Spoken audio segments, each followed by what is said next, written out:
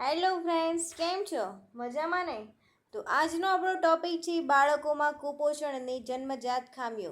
આ ટોપિકના બધા જ વન લાઇનર પ્રશ્નો આજે આપણે જોવાના છે. તો આજનો આપણો પહેલો પ્રશ્ન છે, જે બાળકને જન્મ સમયે સ્વાસ્થ્ય સમસ્યાઓ કે શારીરિક ખામીઓ હોય તે બાળકને કયું બાળક કહેવામાં આવે છે? તો જન્મજાત ખામીવાળું બાળક કહેવામાં આવે છે. બીજો ક્વેશ્ચન, ઉંમર અને વજનના આધારે બાળકનું પોષણ સ્તર કેટલા ભાગમાં વહેંચી શકાય છે? તો 3 ભાગમાં વહેંચી શકાય છે. ત્રીજો ક્વેશ્ચન, ઉંમર અને વજનના આધારે બાળકનું ખૂબ જ ઓછું વજન હોય તો પોષણના કયા સ્તરમાં વહેંચવામાં આવે છે? તો કેસરી લાલ ભાગમાં. ચોથો ક્વેશ્ચન, જે બાળકનું વજન ઊંચાઈના પ્રમાણમાં ઓછું હોય તેને શું કહેવામાં આવે છે? તો ગંભીર કુપોષણ. પાંચમો ક્વેશ્ચન, બાળક બેગી પેટ જેવું દેખાય છે, આ લક્ષણ કોનું છે? તો વાસ્ટિંગ. છઠ્ઠો ક્વેશ્ચન, જે બાળકનું ઉંમરના પ્રમાણમાં વજન ઓછું હોય તેને શું કહેવામાં આવે છે? તો અંડર વેઇટ. સાતમો ક્વેશ્ચન, જે બાળકની ઊંચાઈ ઉંમરના પ્રમાણમાં ઓછી હોય તેને શું કહેવામાં આવે છે? સ્ટર્નિન્ટ. 3 વર્ષથી નાના બાળકોમાં જોવા મળે છે આ. આઠમો ક્વેશ્ચન, જે બાળકના વજન અને ઊંચાઈ ખૂબ જ ઓછા હોય તેવા બાળકને શું કહેવામાં આવે છે? તો SAM, ગંભીર તીવ્ર કુપોષણ. નવમો ક્વેશ્ચન, રેટિનોપેથી ઓફ પ્રીમેચ્યોરિટી.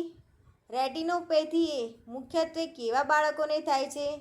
તો 1250 ગ્રામ કે તેથી ઓછા વજનવાળા બાળકને કે ગર્ભાવસ્થાના 31 અઠવાડિયા પહેલાં જન્મેલા બાળકમાં આ જોવા મળે છે. 10મો ક્વેશ્ચન, આંખની અંદરના વર્તુળમાં કાળા રંગને બદલે ગ્રે અથવા સફેદ રંગનું વર્તુળ હોય તથા આંખમાં 3 વર્તુળ જોવા મળે તો તે કઈ જન્મજાત ખામી છે? તો જન્મજાત મોતિયો. 11મો ક્વેશ્ચન, બાળકની એક આંખ જન્મજાત મોતિયાથી પ્રભાવિત થઈ હોય તો ત્યારે તેને શું કહેવાય છે? તો યુનિલેટરલ કેટરેક્ટ. 12મો ક્વેશ્ચન, બાળકની બંને આંખો જન્મજાત મોતિયાથી પ્રભાવિત થઈ હોય છે ત્યારે તેને શું કહે છે? બાયલેટરલ કેટરેક્ટ. 13મો ક્વેશ્ચન, ત્વચા, આંગળીઓ અથવા હોઠ પર વાદળીના લક્ષણો શેના છે? તો જન્મજાત હૃદયની સમસ્યાઓ. 14મો ક્વેશ્ચન, બાળકનો ઉપરનો હોઠ અથવા તાળવામાં ચીરો તથા કાણું જેવી જન્મજાત સમસ્યા શેમાં હોય છે? ક્લેફ્ટ લિપ્સમાં. 15મો ક્વેશ્ચન, બાળકને સ્તનપાનમાં તકલીફ પડતી હોવાથી માતાનું ધાવણ બહાર કાઢી લાંબી ચમચીથી દૂધ પીવડાવવાનું એ કઈ ખામીમાં કરવામાં આવે છે? તો આન્સર આવશે 15મા ક્વેશ્ચનનો ક્લેફ્ટ લિપ્સ. 16મો ક્વેશ્ચન, DDHનું પૂરું નામ જણાવો. Development dysplasia of hip. Development dysplasia of hip. 17મો ક્વેશ્ચન, નવજાત શિશુને બાળકના થાપાના સાંધા ઉપર ખામી સર્જાય તેને શું કહે છે? તો ડેવલપમેન્ટ ડિસ્પ્લેસિયા ઓફ હિપ. તો ડેવલપમેન્ટ ડિસ્પ્લેસિયા ઓફ હિપ્સ આ થવાનું કારણ શું છે? કે જાંઘના હાડકાના ઉપરના છેડે બોલ હિપ્સને જોડતા હાડકા સાથે બંધ બેસતો નથી, જે મોટા પેલિસ્વ હાડકાનો ભાગ હોય છે. તો ડેવલપમેન્ટ ડિસ્પ્લેસિયા ઓફ હિપ્સ ધરાવતા બાળકને આ જોડાણ બરાબર જોડાયેલું હોતું નથી, જેનાથી થાપાના ભાગથી લઈને પગ સુધીનો વિકાસ અવ્યવસ્થિત હોય છે. 18મો ક્વેશ્ચન, હિપની ખામીને કઈ ખામી તરીકે ઓળખવામાં આવે છે? તો development dysplasia of hip. 19, Down syndrome એ કેવો વિકાર છે? તો આનુવંશિક વિકાર. 20, ડાઉન સિન્ડ્રોમના લક્ષણો કયા છે? ચપટો ચહેરો, નાનું માથું, ટૂંકી ગરદન અને બૌદ્ધિક અપંગતા. 21.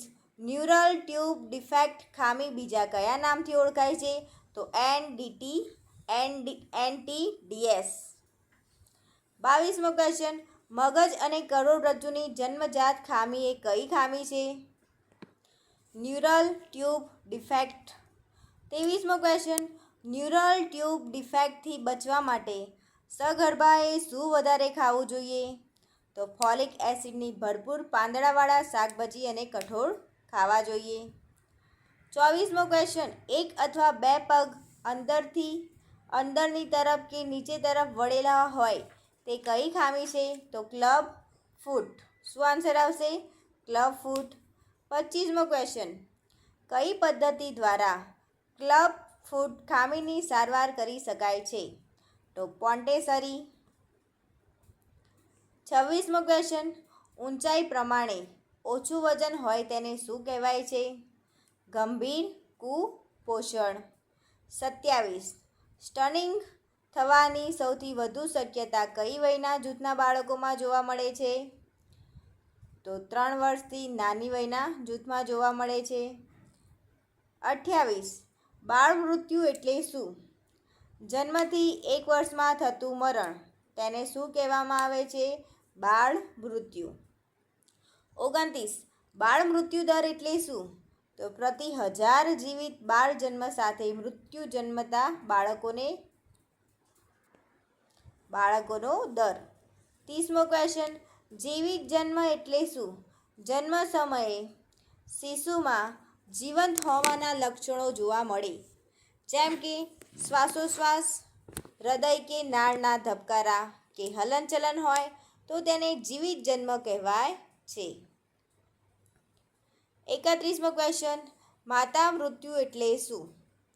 તો કોઈ સગર્ભાવસ્થા દરમિયાન કે પ્રસૂતિ પછી 42 દિવસ એટલે કે 6 અઠવાડિયાના ગાળામાં સગર્ભાવસ્થા કે પ્રસૂતિ સાથે સંકળાયેલ કોઈ કારણોસર મૃત્યુ પામે તેને માતા મૃત્યુ કહેવામાં આવે છે.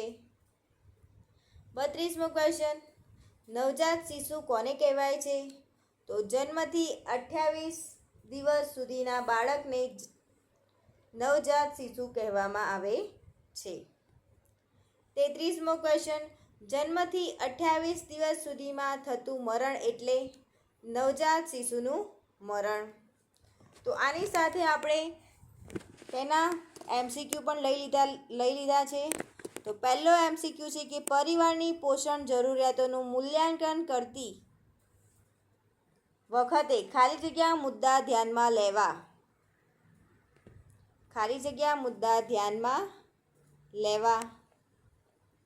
લેવા જોઈએ.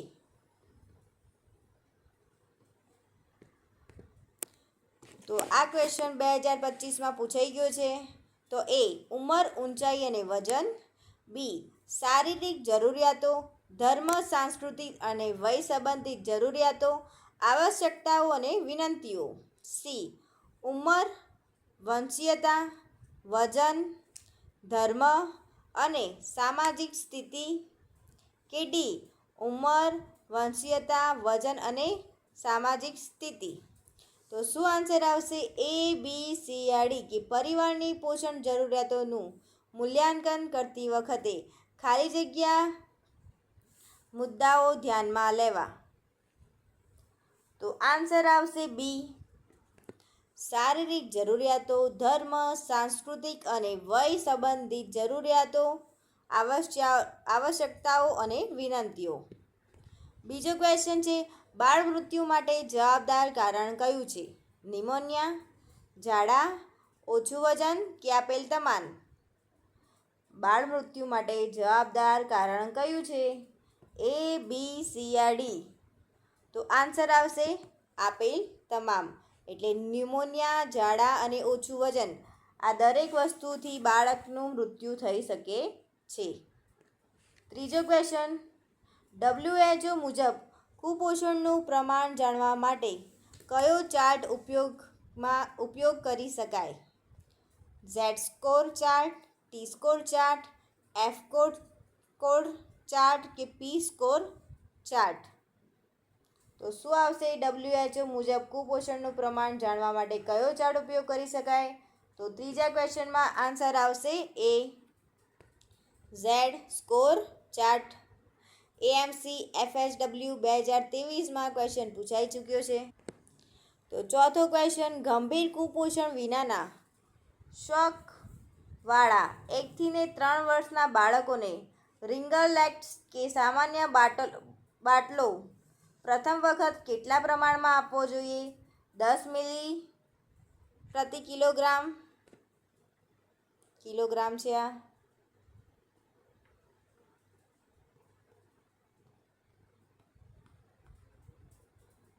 20, 15 કે 25? તો શું આન્સર આવશે? ચોથા ક્વેશ્ચનનો બી આન્સર આવશે 20 મિલી પ્રતિ કિલોગ્રામ. તો પાંચમો ક્વેશ્ચન, નીચેના વિકલ્પોમાંથી જન્મજાત ખામી અટકાવવા બાબતમાં કયું વિધાન સાચું છે? એ આશરે 60% જેટલી જન્મજાત ખામીને રોકી શકાય છે. બી આશરે 80% જેટલી જન્મજાત ખામીને રોકી શકાય છે. સી આશરે 20% જેટલી જન્મજાત ખામીને રોકી શકાય છે. કે ડી આશરે 40% જેટલી જન્મજાત ખામીને રોકી શકાય છે? તો શું આન્સર આવશે? કે નીચેનામાંથી વિકલ્પમાંથી જન્મજાત ખામી અટકાવવા બાબતનું કયું વિધાન સાચું છે? તો આન્સર આવશે બી આશરે 80% જેટલી જન્મજાત ખામીને રોકી શકાય છે. તો હેલો ફ્રેન્ડ્સ, તો આપણે બાળકોની વૃદ્ધિ અને વિકાસ આ ટૉપિકના થોડા વન લાઇનર પ્રશ્નો લઈ લઈશું. તો પહેલો ક્વેશ્ચન છે કે પૂર્વ પ્રાથમિક શિક્ષણ કેટલા વર્ષના બાળકોને આપવામાં આવે છે? તો 3 થી 5 વર્ષના બાળકોને. બીજો ક્વેશ્ચન, જો બાળક દર વખતે પ્રવૃત્તિ કરતી શકતું હોય તો કયા રંગથી ગોળ નિશાન કરવી? લીલા. ત્રીજો ક્વેશ્ચન, વૃદ્ધિ એ કેવી પ્રક્રિયા છે? તો નિરીક્ષણાત્મક, ગુણાત્મક અને માપન. ચોથો ક્વેશ્ચન, બૌદ્ધિક વિકાસમાં કઈ પ્રવૃત્તિઓનો સમાવેશ થાય છે? જિજ્ઞાસા વૃત્તિ, વર્ગીકરણ, અંક જ્ઞાન, આકાર, કદ અને સમયની સમજણ. તો આ બધાનો સમાવેશ બૌદ્ધિક વિકાસની પ્રવૃત્તિઓમાં થતો હોય છે. પાંચમો ક્વેશ્ચન, બાળકને કેટલા વર્ષની ઉંમર દરમિયાન જમીન પર દોરેલી લીટી પર સંતુલન જાળવી પાછા પગે ચાલી શકે છે? તો 4 થી 5 વર્ષની ઉંમર. છઠ્ઠો ક્વેશ્ચન, બાળક કેટલા સમયની ઉંમર સુધી જમીન ઉપર દોરેલી વળાંકવાળી લીટી પર સંતુલન જાળવી ચાલી શકે છે? તો 5 થી 6 વર્ષની ઉંમર દરમિયાન. સાતમો ક્વેશ્ચન, બાળ વિકાસના તબક્કા અનુસાર બાળક કઈ ઉંમરે અવાજની દિશામાં માથું ફેરવે છે તથા વસ્તુ પકડી શકે છે? સાતમો ક્વેશ્ચન, બાળક વિકાસના કયા તબક્કા અનુસાર બાળક કઈ ઉંમરે અવાજની દિશામાં માથું ફેરવે છે તથા વસ્તુ પકડી શકે છે? તો 3 થી 6 માસ દરમિયાન. આઠમો ક્વેશ્ચન, બાળ વિકાસ તબક્કા અનુસાર બાળક કઈ ઉંમરે ચાલી શકે છે કે શબ્દ બોલી શકે છે તથા ઘરકામની નકલો કરી શકે છે? તો 1 થી 2 વર્ષ. નવમો ક્વેશ્ચન, બાળક વિકાસ અનુસાર બાળક કઈ ઉંમરે જાતે જમી શકે કે જાતે હાથ ધોઈ શકે છે? તો 2 થી 3 વર્ષ. 10મો ક્વેશ્ચન, બાળક કેટલા વર્ષની ઉંમર દરમિયાન જમીન પર ટટ્ટાર રહી સહેલાઈથી ચાલી શકે છે? તો 3 થી 4 વર્ષ. 11મો ક્વેશ્ચન, બાળકના મગજનો 80% વિકાસ કયા સમયગાળા દરમિયાન થાય છે? તો જન્મથી લઈને 6 વર્ષ સુધી. 12મો ક્વેશ્ચન, બાળક કઈ ઉંમરમાં દોડવાની રમત રમે છે? તો 5 થી 6 વર્ષ. 13મો ક્વેશ્ચન, ગ્રોથ ચાર્ટમાં લાલ રંગ દર્શાવતા બાળકોની ગૃહ મુલાકાત કેટલી વાર કરવાની હોય છે? તો અઠવાડિયામાં એકવાર. 14મો ક્વેશ્ચન, ગ્રોથ ચાર્ટમાં પીળો રંગ દર્શાવતા બાળકોની ગૃહ મુલાકાત કેટલી વાર કરવાની હોય છે? તો 15 દિવસ અથવા પખવાડિયામાં એકવાર. 15મો ક્વેશ્ચન, ગ્રોથ ચાર્ટમાં લીલો રંગ દર્શાવતા બાળકોની ગૃહ મુલાકાત કેટલી વાર કરવાની હોય છે? તો મહિનામાં એકવાર. 16મો ક્વેશ્ચન, બાળકની 1 વર્ષથી 3 વર્ષની અવસ્થાને શું કહે છે? ટોડલર. તો આના બાળકોની વૃદ્ધિ અને વિકાસના વન લાઇનર પ્રશ્નો પૂરા થઈ ગયા. આપણે સાથે સાથે MCQ પણ જોઈ લઈશું. તેની જોડે તમે વિડીયોને લાઇક, શેર અને સબસ્ક્રાઈબ જરૂરથી કરી લેજો. પ્લીઝ ફ્રેન્ડ્સ, સબસ્ક્રાઈબ કરી લેજો મારી ચેનલને. તો પહેલો જ MCQ છે કે વિકાસ એટલે શું? તો શું આન્સર આવશે? વજનમાં વધારો થવો, સાઇઝમાં વધારો થવો, કાર્યશક્તિમાં વધારો થવો કે ઉપરોક્ત ત્રણેય? તો આન્સર આવશે સી, વિકાસ એટલે કાર્યશક્તિમાં વધારો થવો. RMC FHWમાં 2023માં ક્વેશ્ચન પૂછાઈ ગયો છે ફ્રેન્ડ્સ. બીજો ક્વેશ્ચન, બાળ વિકાસની અવસ્થાઓ કેટલી છે? 3, 4, 6 કે 2? તો આન્સર આવશે બી, બાળ વિકાસની અવસ્થાઓ કેટલી છે? 4 છે. ત્રીજો ક્વેશ્ચન, આંગણવાડી ખાતે બાળકોના વૃદ્ધિદર માટે નીચેનામાંથી કયો સૂચક આંક ઉપયોગમાં લેવાય છે? એ, ઉંમર પ્રમાણે વજન, બી, ઉંમર પ્રમાણે ઊંચાઈ, સી, બાવડાનો ઘેરાવો કે ડી, વજન પ્રમાણે ઊંચાઈ? તો શું આન્સર આવશે? ક્વેશ્ચન વાંચી લો પહેલાં અને ઓપ્શન જુઓ હવે. તો આન્સર આવશે એ, ઉંમર પ્રમાણે વજન. ચોથો ક્વેશ્ચન, ન્યૂ બોર્ન બેબી કોને કહેવાય? અડધું હિન્દી અડધું ગુજરાતીમાં લખેલું છે. આને કોમ્પ્યુટર કહેવાય.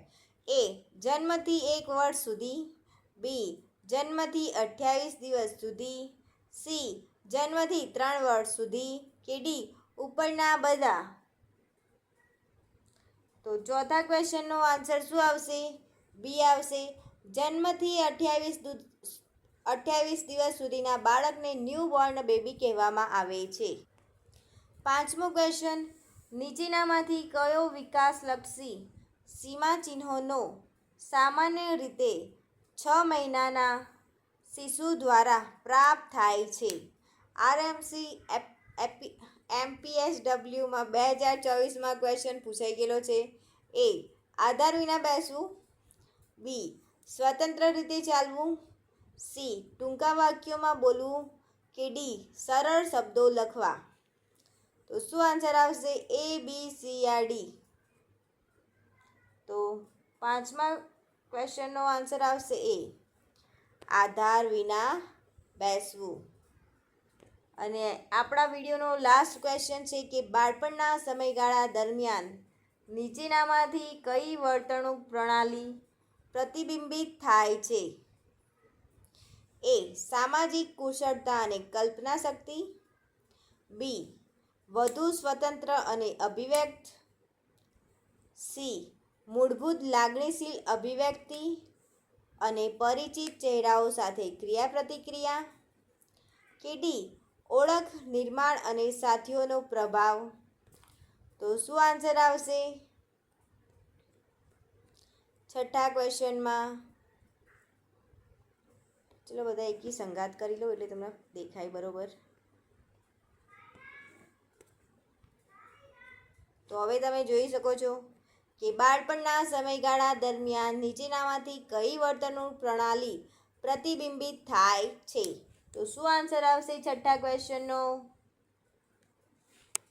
તો આન્સર આવશે સી, મૂળભૂત લાગણીશીલ અભિવ્યક્તિ અને પરિચિત ચહેરાઓ સાથે ક્રિયા પ્રતિક્રિયા. તો આ સાથે આપણો વિડીયોના બધા જ MCQ ખતમ થઈ ગયા છે. તો પ્લીઝ વિડીયોને લાઇક કરો, શેર કરો, સબસ્ક્રાઈબ કરો અને મારા આગળના વિડીયો તમે ના જોયા હોય તો પ્લીઝ જોઈ લેજો. થેન્ક યુ એન્ડ જય માતાજી.